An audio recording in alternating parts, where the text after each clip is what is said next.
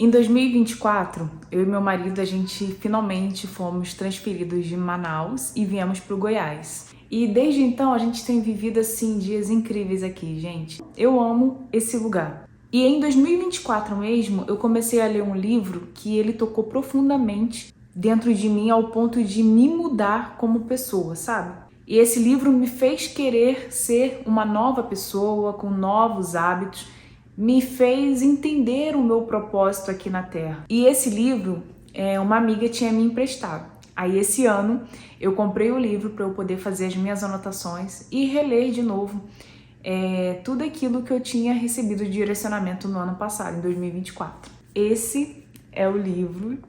Esse livro aqui, gente, tem o meu coração. E eu quero compartilhar com vocês um aprendizado que esse livro nos traz. Esse livro aqui é um devocional de 42 dias, tá? Na verdade é 40, mas aí ele tem um plus de 42 dias. E eu tô no dia 4. Aí no dia 4 foi falado sobre esse tema aqui, ó. Criado para ser eterno. E esse livro ele começa falando a respeito da nossa vida aqui terrena, que não é tudo que nós temos, que na verdade nós temos uma vida eterna muito grande, de muito tempo, que é inimaginável, não tem fim, é infinito comparado ao que nós estamos vivendo aqui nessa terra, que o nosso tempo é tão curtinho, né, gente? A primeira coisa que o livro começa a falar é assim, ó: você passará muito mais tempo do outro lado na eternidade. Este mundo é um lugar de preparação, a pré-escola, um exame prático para a vida na eternidade. Então ele fala que aqui a gente vai viver no máximo 100 anos, mas que depois tem toda uma eternidade. E quando a gente para pensar de caramba, por que nós temos que morrer? Ou quando algum ente querido nosso se foi e a gente se pergunta, meu Deus, por que nós temos que morrer? Dentro de nós temos aquela sensação de, cara, a gente podia ser eterno, por que morrer? Na verdade, nós vivemos todos os dias sem pensar na morte. Nós vivemos todos os dias como se fosse o primeiro de muitos, quando na maioria das vezes pode ser o último do que nós já vivemos aqui na Terra. Pode ser, às vezes, o início de uma nova vida na eternidade. Aqui nesse livro, ele diz assim, ó: a Bíblia diz, Deus tem cultivado a eternidade no coração do homem. E é por isso que nós temos essa necessidade de, poxa, por que a gente tem que morrer? Gente, quando eu li aquela passagem que fala que lá no céu não se dará em casamento, não terá comunhão matrimonial, eu chorei. Nossa, mas eu chorei. Eu fiquei assim, ai meu Deus, meu maridinho que eu amo tanto.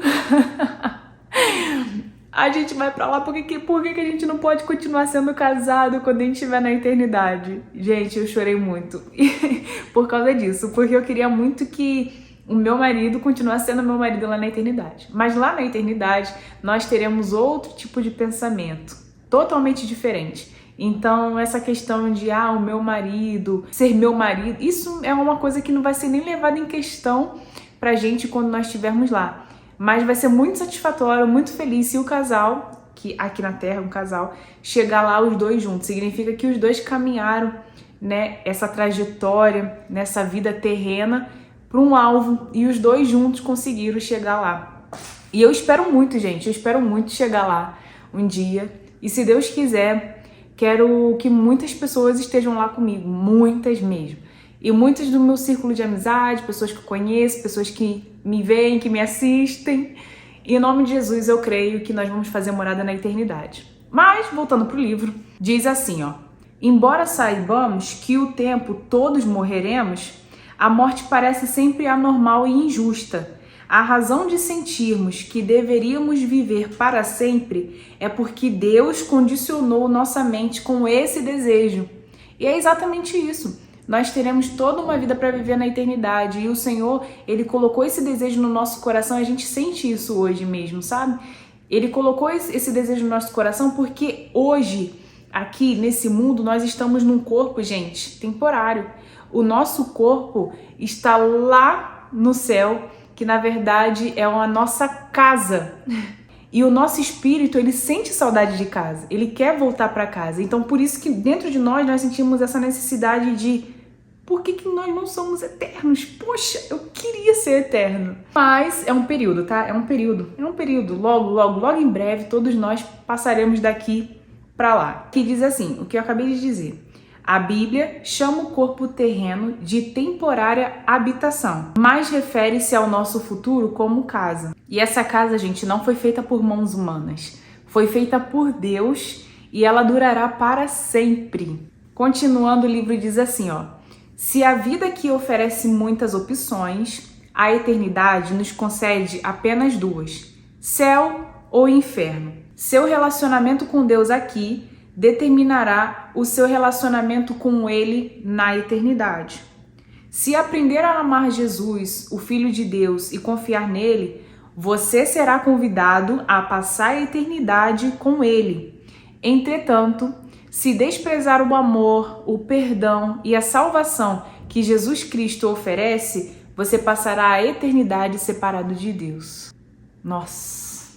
C.S. Lewis diz assim: existem apenas dois tipos de pessoas. Aquelas que dizem a Deus, seja feita a tua vontade, e aquelas a quem Deus diz, seja feita a sua vontade. Gente, olha que poderosa essa frase. Existem dois tipos de pessoas. Aquela que diz a Deus, seja feita a tua vontade, e aquelas pessoas onde Deus diz, seja feita a sua vontade. Tragicamente, muitos terão que suportar a eternidade sem Deus, porque escolheram viver sem Ele aqui na Terra. E o livro continua dizendo assim, ó. Subitamente, muitas atividades, metas e até mesmo problemas que pareciam importantes vão se tornar banais, insignificantes, indignos de sua atenção. Quanto mais próximo você viver de Deus, mais as outras coisas vão lhe parecer insignificantes. À luz da eternidade, os valores mudam. Isso é muito real no dia de hoje, né? Ao invés da pessoa valorizar fama, riqueza, realizações ou mesmo os prazeres da vida, ela começa a colecionar memórias com pessoas importantes. Ela começa a gastar o tempo dela e o dinheiro dela em querer fazer o bem para o próximo, porque é para isso que Cristo nos chamou, para fazer o bem para o próximo, para amar o próximo, assim como Cristo amou a igreja. E aí, quando nós temos essa percepção, quando nós temos essa chavinha virando, aí a gente consegue descansar e entender que o mais simples é o que realmente vale. Estar perto de pessoas é o que realmente vale. Conversas diretas, pessoalmente, olhar no olho um do outro, sorriso um do outro, isso é o que realmente vale. Paulo diz: antigamente eu pensava que todas essas coisas eram muito importantes, mas agora eu as considero sem valor algum por causa do que Cristo fez. É muito importante a gente se lembrar sempre disso, gente, no nosso dia a dia. Nós podemos pensar que a morte é o fim, mas na verdade não é, gente. É só o início de algo muito maior. A morte é a transição para a eternidade. Por isso, existem consequências eternas para tudo que nós fazemos aqui. Assim como você teve o tempo em vida no útero da sua mãe ali durante os 9 meses, imagina. Você não sabia que teria um fim, uma transição daquilo. Era capaz de ali, naquele momento, você achar que aquilo dali era sua morada e o resto da vida seria isso. Mas aí houve a transição, que foi o seu nascimento. E a partir do momento que houve o seu nascimento, você começou a viver nessa vida terrena. Daí nós temos mais uma transição, que é a morte. Nós podemos pensar que hoje a vida é isso daqui. Mas não, isso aqui é só uma transição, é um tempo determinado. A gente não passa mais de 120 anos, conforme a Bíblia diz. Então, vai acontecer o momento de novo da transição. E quando essa transição ocorrer, aí sim, nós vamos para a nossa morada eterna, onde não há fim, é infinito. Voltando para o livro, ele diz assim, ó: como será a eternidade com Deus? Francamente, nosso cérebro não é capaz de compreender a maravilha e a grandiosidade do céu. Seria como explicar a internet para uma formiguinha. É inútil. Não foram inventadas palavras que possam expressar a experiência da eternidade. Eu tô ansiosa por isso. Surpreenda-me, Deus! A Bíblia diz: Olho nenhum viu, ouvido nenhum ouviu, nem jamais o coração do homem percebeu as coisas maravilhosas que Deus preparou para aqueles que amam o Senhor. Gente, nós nunca vimos, nunca ouvimos, nós não fazemos ideia do que Deus preparou para aqueles que amam ao Senhor. Oh, gente. Busque intimidade com o Senhor, busca conhecer Ele. Porque você só consegue amar uma pessoa quando você a conhece. Como conhecer, Kate, a Cristo? Lendo a Bíblia, ouvindo e lendo a palavra. Se dedica todo dia, 1 horinha, 30 minutos, o que você tiver. Leia a Bíblia em voz alta. Ah, Kate, mas é chato, me dá sono. É verdade, no início dá isso mesmo. Mas se você persistir e se manter, pode crer, ao final de 1 ano você está entendendo tudo o que você está lendo ali na palavra. Porque o Espírito Santo ele vai te revelando ao ponto que você vai se aprofundando, ao ponto que você vai conhecendo, ao ponto que você vai lendo. As coisas do Velho Testamento começam a se ligar com as coisas do Novo Testamento. Gente, é uma coisa incrível como o Espírito Santo ele vai revelando a palavra de Deus pra gente, à medida que nós vamos lendo. Então, faça esse propósito. Comece a ler a Bíblia.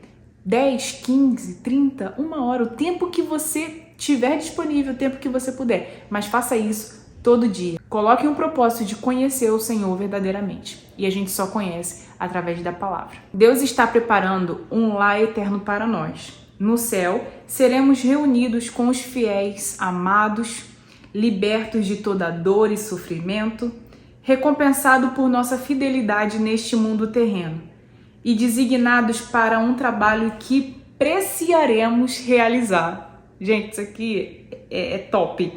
É top, porque hoje nós trabalhamos, precisamos sustentar, mas Deus nos dará um trabalho no céu que nós estaremos felizes em realizar. Sabe um hobby seu? É uma coisa que você vai estar fazendo, que você gosta muito e Deus vai te dar um trabalho perfeito. Porque o nosso Criador, ele nos conhece no nosso íntimo, ele sabe para que nós fomos chamados. Ai, gente, como eu tô ansiosa para viver isso.